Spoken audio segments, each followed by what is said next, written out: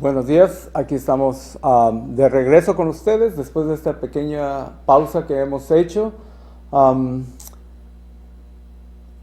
Tenemos algunos comentarios y lo han comentado en algunas otras ocasiones de que el volumen está bajo, sobre todo en Facebook.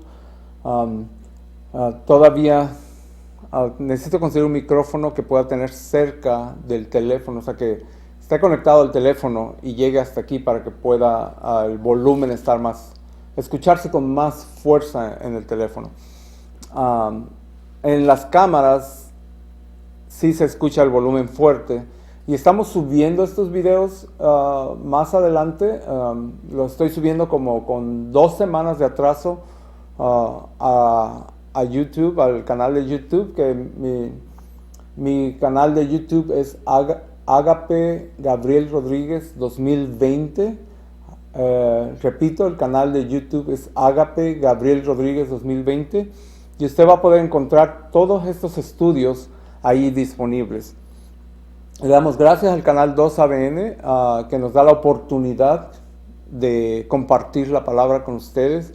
Y quiero repetirles que lo que yo presento aquí no representa en todo o en parte el pensamiento de los que trabajan para el canal 2ABN, sino es el resultado y las conclusiones de mis estudios personales. Vamos a continuar en el libro de Génesis, en el capítulo 10. En el capítulo 10 habla de generaciones, pero es importante marcar algunas cosas que están allí dichas. Dice, esas son las generaciones de los hijos de Noé, Sem, Cam y Jafet, a quienes les nacieron hijos después del diluvio. Los hijos de Jafet, Gomer, Magog, Madai, Javán,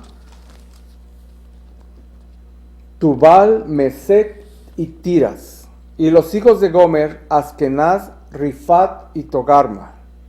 Y los hijos de Javán, Elisa, Tarsis o Tarsis, Kitim y Dodanim. Por estos fueron repartidas las islas de los gentiles en sus tierras, cada cual según su lengua, conforme a sus familias en sus naciones. Aquí es bien interesante notar porque vemos que se usa la palabra gentiles, vemos que se usa la palabra repartición, vemos que se usa la palabra tierras. Lo que entendemos es de que después del diluvio hubo una gran transformación en el planeta. Podemos entender esto, podemos comprender esto. Podemos entender también que muchas de estas familias se repartieron por zonas del planeta donde nunca habían estado antes. Y aquí nos marca de que estas personas sobre todo fueron a islas. Así que podemos entender, por ejemplo, ahora como en muchas islas o en muchos lugares muy apartados uno del otro, podemos ver que en sus tradiciones, en sus historias, en lo que ellos tienen marcado como antropología, si se le puede llamar, de cada lugar, en muchos lugares hablan de un gran diluvio, una gran catástrofe de agua que ocurrió en la tierra mucho tiempo atrás. Así que eso nos confirma lo que la palabra de Dios ha dicho. Dice esto, y usted puede investigarlo personalmente. Y es lo que les invito, que ustedes personalmente investiguen todas las cosas, todas las dudas que ustedes tengan en la palabra de Dios. Investiguen primero en la palabra de Dios y después consulten. No consulten fuera de la palabra primero y después la Biblia, porque entonces estarían usando la Biblia para confirmar los pensamientos de otras personas, pero tenemos que confirmar, la Biblia confirma los pensamientos, no las otras personas confirman la Biblia. Y miren lo que sigue diciendo. Los hijos de Cam, Cus, Misraim, Fut y Canaán, y los hijos de Cus, Seba, Avila, Sapta, Raama, Sapteca, y los hijos de Raama, Seba y Dedán. Y entonces dice en el versículo 8 del capítulo 10 de Génesis, dice, y Cus engendró a Nimrod. Este comenzó a ser poderoso en la tierra.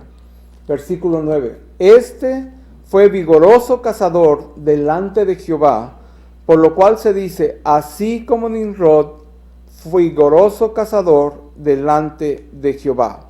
Y fue la cabecera de su reino Babel, Erak, Akkad y Calne en la tierra del Sinar.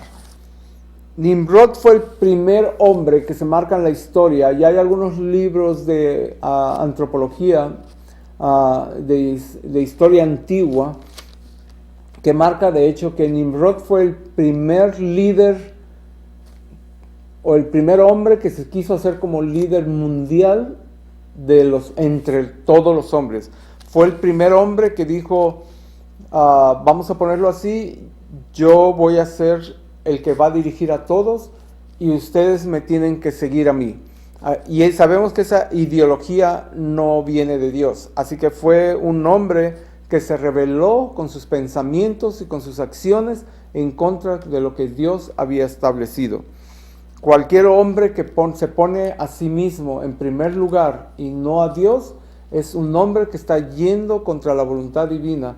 No importa si es muy inteligente, no importa si es muy sabio, no importa si es muy sabio en muchas cosas, tarde o temprano va a caer hasta un punto donde Dios le va a dar la oportunidad de darse cuenta de que él no se rige por sí mismo, sino que hay un Dios en los cielos que está rigiendo no solo este planeta, no solo nuestras vidas, sino todo el universo.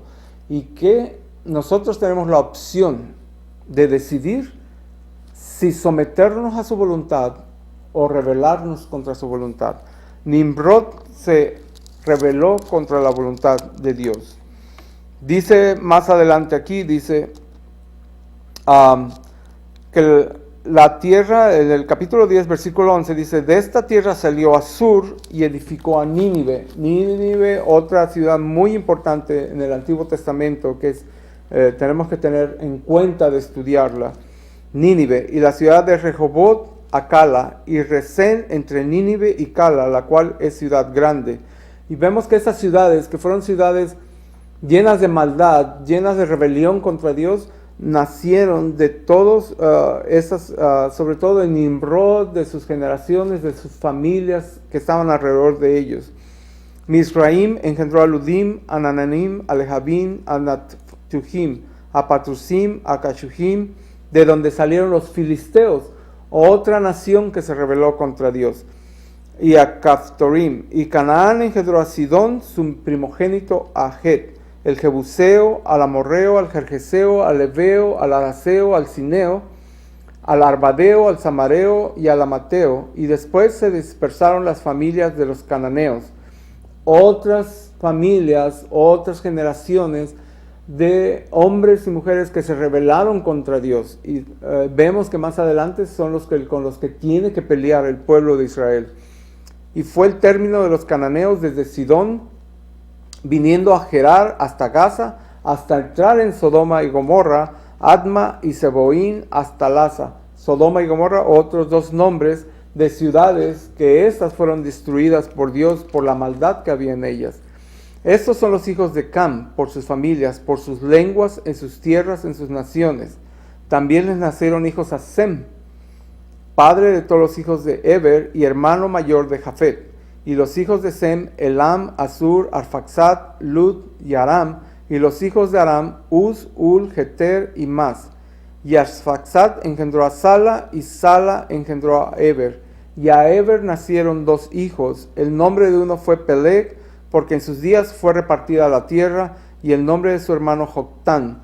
Y Joctán engendró a Almodad, a Selef, a Jarmasabet, a Gera, a Doram, a Usal, a Dikla, a Obal, a Abimael, a Seba, a Ofir, a Javila, a Jobat.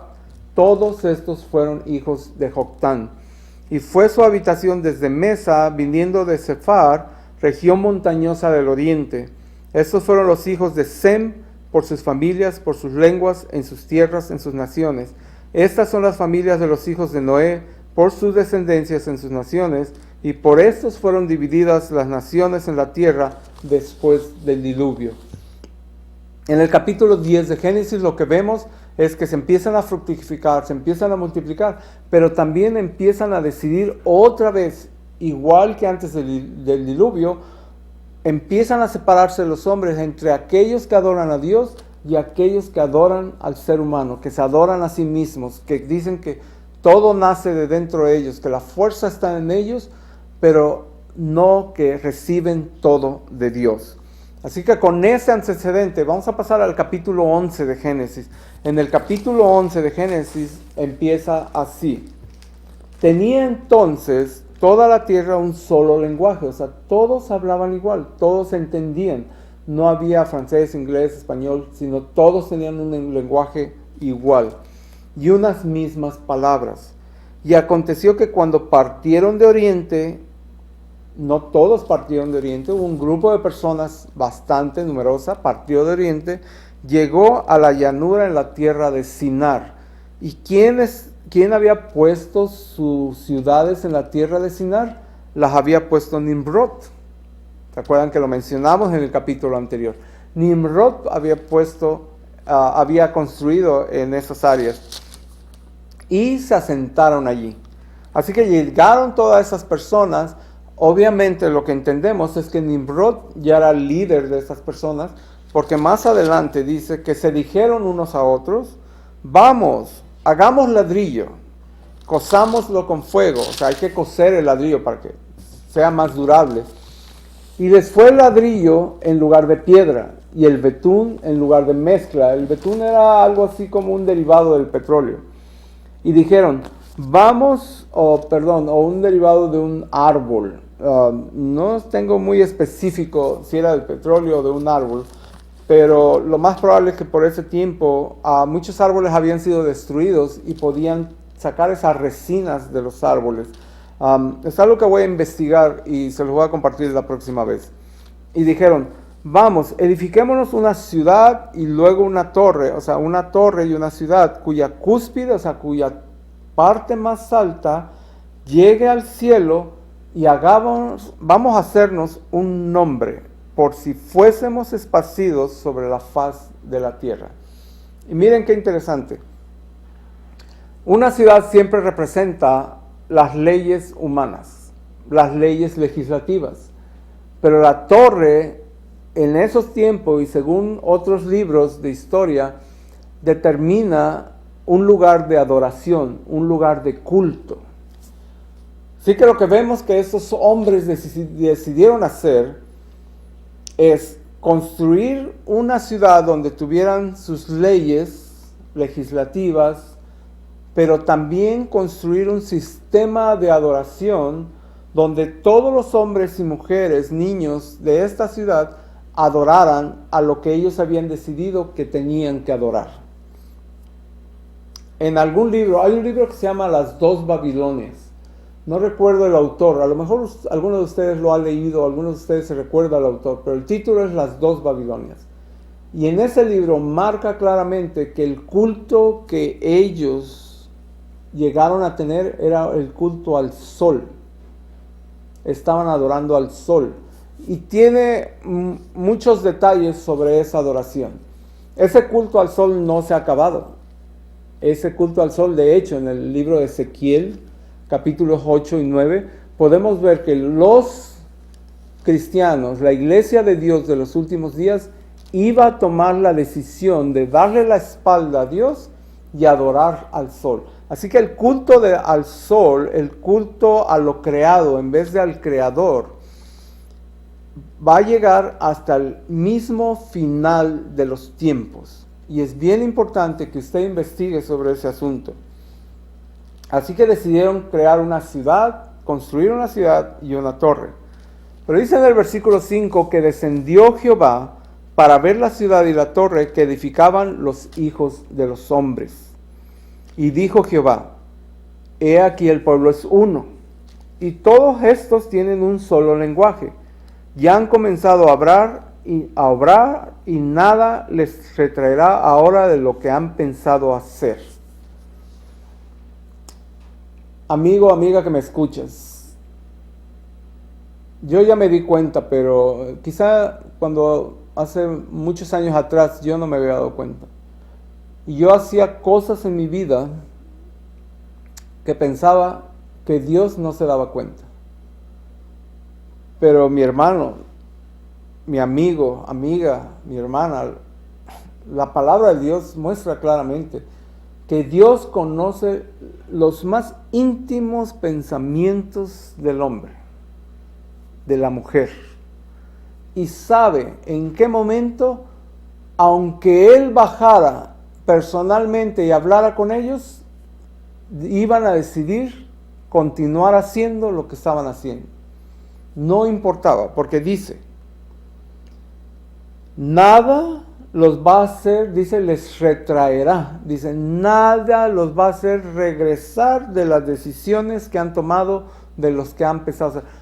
Lo que Dios hiciera no iba a convencerlos de parar lo que estaban haciendo, porque era contrario a lo que Dios había ordenado, contrario a la voluntad de Dios, contrario a lo que Él había puesto en sus corazones. Estaban yendo en contra de la voluntad divina. Y dice Dios, versículo 7, capítulo 11, ahora pues, descendamos y confundamos allí su lengua, para que ninguno entienda el habla de su compañero. Así los esparció Jehová desde allí sobre la faz de la tierra, y dejaron de edificar la ciudad. Por esto fue llamado el nombre de ella Babel, porque allí confundió Jehová el lenguaje de toda la tierra, y desde allí los esparció sobre la faz de la tierra. Querido amigo que me escuchas, yo he aprendido, no tan rápido como debiera, pero Dios me ha enseñado muchas cosas. Y una de las cosas que me ha enseñado es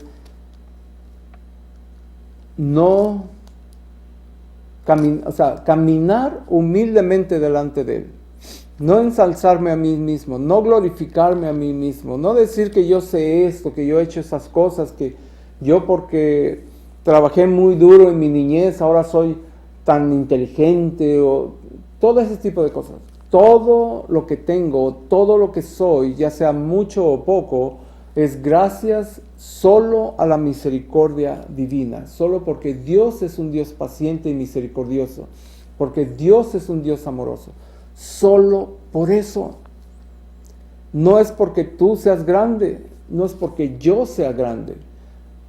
Pero cuando yo como persona me ensalzo a mí mismo continuamente, llega un momento en que Dios dice, estás muy confundido, hijo o hija mía, estás muy confundida. Y entonces nuestra vida se convierte en lo que es Babel, confusión. Tanto nos ensalzamos a nosotros mismos que no vemos lo que los otros necesitan. No vemos lo que podemos darle a los otros. No vemos la necesidad de los otros. No vemos que los otros que están alrededor nuestro necesitan nuestra amistad, nuestro amor, nuestro cariño, nuestra paciencia, nuestra comprensión.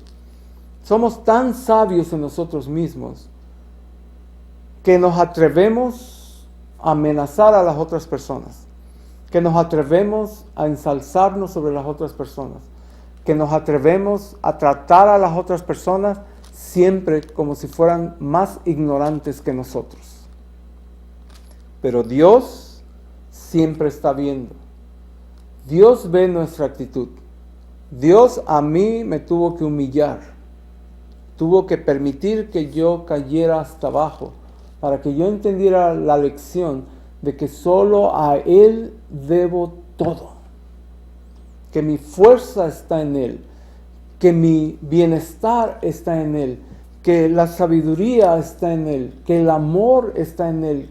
Todo está en Él, todo es Él. Sin Él yo no soy nada. Él es el que me sostiene. Es el que da cuenta a mis enemigos. Él es el que si alguien me ofende o alguien me trata mal o alguien, yo lo único que tengo que hacer es dejárselo en sus manos. Dios tomará cuenta de las acciones de esa persona. Tengo que orar por esa persona y tengo que estar allí para ayudarle cuando esté sufriendo. Si así lo quiere. porque muchas personas en su orgullo decimos, en nuestro orgullo muchas veces podemos decir, aun cuando vemos que la mano de Dios se ha alejado de nosotros, no queremos recibir la ayuda, el amor, la asistencia de otras personas. Dios siempre está al pendiente. Dios sabía que lo que ellos estaban intentando hacer era una rebelión instigada por Satanás mismo, que es el instigador, es el rebelde más grande de todos los tiempos. Así que Dios les confundió su lenguaje. Dios permitió que nadie se entendiera. Y eso lo podemos aplicar a nuestras vidas. Cuando el orgullo te arrastra, hay confusión en tu vida, hay confusión en tu familia, hay confusión en tu trabajo. La gente no le gusta trabajar contigo. Uno llega a decir que la gente no nos dura mucho, pero es que realmente la gente no les gusta trabajar con nosotros, porque siempre estamos haciéndoles ver que ellos son ignorantes, que nunca van a aprender nada, y siempre tratamos a las personas así. No es así. Dios nos tiene que mostrar y enseñar que no es así. Él es el origen de la sabiduría, es el origen de todo. Así que nuestra vida, si hay mucho orgullo, mucho ensalzamiento propio, se vuelve una confusión, se vuelve Babel. Hay demasiada confusión entre nosotros mismos. Eso es a nivel familiar, también a nivel de ciudad, a nivel de estado, a nivel de país, a nivel de planeta. Cuando una familia no sigue a Dios, especialmente por el Padre, hay confusión. Cuando una ciudad no sigue a Dios, sino que adora ídolos, que adora cosas falsas, que hacen muchas otras cosas, que hay asesinatos, robos, la justicia se vende, hay confusión. Cuando un estado hace lo mismo, hay confusión. Cuando un país hace lo mismo, hay confusión. Y cuando el planeta entero, en forma general, está haciendo lo mismo, se vuelve Babel. Y vamos a ver más adelante cómo es la situación actual de nuestro planeta. Realmente es Babel. Estúdielo por usted mismo y lo va a encontrar. Es fascinante cómo Dios desde el principio marcó lo que el hombre iba a decidir hacer en el futuro. Continuamos. En el capítulo 11, versículo 10, dice: estas son las generaciones de Sem. Sem, de edad de 100 años, engendró a Arfaxad 2 años después del diluvio. Y aquí más adelante nos habla de las generaciones. No vamos a leer desde el versículo 10 al versículo 26, aunque el del versículo, estos versículos realmente nos están hablando de las generaciones antes de Abraham. Yo les invito a que ustedes los lean, pero en el versículo 27 del capítulo 11 dice: estas son las generaciones de Taré. Taré engendró a Abram, a Nacor y a Harán, y Harán engendró a Lot. Y murió Harán antes que su padre Taré en la tierra de su nacimiento en Ur de los Caldeos. Y Abram y Nacor tomaron esposas para sí. El nombre de la esposa de Abram era Sarai. Y el nombre de la esposa de Nacor, Milca, hija de Harán, padre de Milca y de Isca. Mas Sarai era estéril y no tenía hijo. Y tomó Taré a Abram su hijo, y a Lot, hijo de Harán, hijo de su hijo, y a Sarai su nuera, esposa de Abram su hijo, y salió con ellos de Ur de los Caldeos para ir a la tierra de Canaán. Y vinieron hasta Harán, y asentaron allí, y fueron los días de Taré 205 años, y murió Taré en Harán. Mis queridos hermanos, mis queridos amigos que me escuchan, permítanme recordarles mi número de teléfono, es el 928-814-6447. También por Facebook usted puede mandarme su sugerencia, pregunta o comentario. Con mucho gusto lo vamos a atender. En estas generaciones podemos ver el antecedente de la familia de Abraham. La historia de Abraham nos va a llevar un poquito de tiempo, pero vamos a tratar de sacarle lo más provechoso, el mayor jugo que podamos a la historia de Abraham para aplicarlo a nuestra vida espiritual en estos tiempos. Yo les invito para que ustedes se animen a estudiar la palabra y se animen a estudiar con meditación, con discernimiento los versículos que tenemos en ella. En estos versículos hay algunos puntos importantes. Nos indica que la esposa de Abraham, de entrada, nos dice que era estéril, que no tenía hijos. Es muy importante entender esta parte porque Pablo en el Nuevo Testamento usa la analogía de Sara como la mujer que está esperando que su hijo, que no tiene hijo y que anhela deseosamente tener un hijo. Y esa analogía se refiere a que Dios el Padre, la nueva ciudad de Jerusalén, Jesucristo su Hijo, están esperando, anhelan con todo su corazón que su hijo, tener un hijo, tener esos hijos e hijas espirituales que decidan que el Espíritu de Dios, que el Espíritu de Cristo, el Espíritu Santo more en ellos y que así el pueblo de Dios por fin nazca, por fin se dé a la luz, por fin se muestre con toda su fuerza en este mundo de maldad que necesita ver esos hombres y mujeres firmes en la fe, que se vea la diferencia entre quién es un cristiano y quién no, porque un cristiano actúa con amor, como un cristiano actúa con paciencia, actúa con temperancia, actúa con el fervoroso deseo de solo suplir en sus posibilidades las necesidades de su prójimo. Eso es lo que el mundo necesita, es lo que el mundo desea ver, es lo que el universo entero está esperando. Está esperando a Jesucristo mismo, pero en las vidas de estos hombres y mujeres que decidan tener el Espíritu Santo, el Espíritu de Cristo, el Espíritu del Padre. Mis hermanos, mis amigos que me escuchan, yo les agradezco mucho que me permitan entrar a sus hogares. Mi tiempo ha terminado en este día, pero con mucho gusto voy a atender sus comentarios, sugerencias y preguntas, y les invito a que todos juntos estudiemos la palabra de Dios. Que Dios los bendiga grandemente y les dé luz para guiarlos en sus vidas en esta semana. Muchas gracias.